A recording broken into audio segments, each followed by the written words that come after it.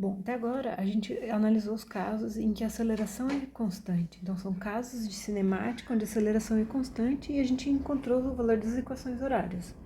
Agora, o que aconteceria se a aceleração não fosse constante? Então, se eu tenho um caso, um movimento com aceleração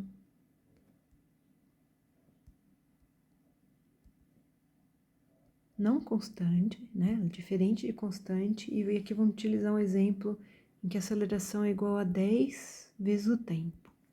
Então, aceleração é uma função temporal. Essa aqui seria a equação horária da aceleração. Então, o que a gente sabe? Que a velocidade ela vai depender da taxa. Opa, ao contrário. A aceleração vai depender da taxa com que a velocidade varia. Essa aceleração, né? Ela vai depender da taxa com que a velocidade varia. Então, a gente vai isolar aqui a velocidade dv a de t dt. Eu sei que a de t vale 10 vezes t dt. Todo esse fator aqui, ele vai ser multiplicado pelo dt, né? A gente tem que tomar cuidado com isso aqui na hora que estiver fazendo a integral. Então, a gente vai ter que a integral de dv de t vai ser igual à integral de 10t dt. O fator de integração está aqui. Então, integrando desse lado, vai me dar v de t mais uma constante. Integrando desse lado, 10 constante, t quadrado sobre 2 mais uma constante c'. Aí a gente tem que aplicar as condições de contorno, por exemplo, supondo que em t igual a 0, a velocidade é a velocidade inicial, v0, 10 t quadrado vale 0 sobre 2, mais c' menos c aqui, que eu posso chamar de czão. Então, ao aplicar a condição de contorno aqui, a gente tem que o v0 vai ser igual a essa constante c menos c'. C menos c' ou czão, que nem eu fiz anteriormente.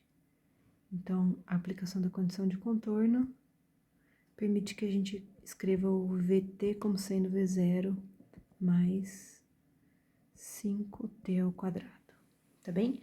Então, um pouquinho diferente do que a gente tinha anteriormente, né? O que vai acontecer agora é que o gráfico aqui da velocidade, ele tem o início em v0 aqui, somado a 5t quadrado. Então, minha função de 5t quadrado estaria aqui.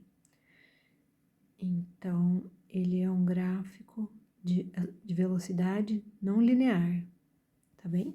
Então, ainda não é um gráfico difícil de desenhar, né? Mas, a partir do momento que você tem funções mais complexas, descrever esse gráfico se torna cada vez mais complexo. Então, essa aqui é a equação horária de velocidade. E para encontrar a equação de posição, a gente sabe que a velocidade é a derivada da posição no tempo. É a derivada da posição no tempo. Mas eu tenho o valor da velocidade e não tenho a função de posição. Então, nosso vt dt está aqui. d de x de t aqui vai ser a velocidade. A função velocidade foi a que eu acabei de descrever. 5t2 dt. Integrando dos dois lados.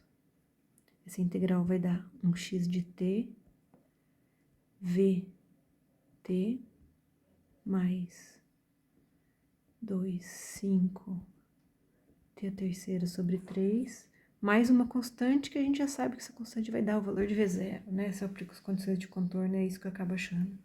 Geralmente a gente escreve x0 mais v0t mais 5t3 sobre 3. Essa aqui seria a equação de posição. Muito bem, então essas equações horárias elas são significativamente diferentes do que aquelas equações horárias que a gente obteve anteriormente. Então, aqui nós estamos falando de aceleração não constante, tá bem?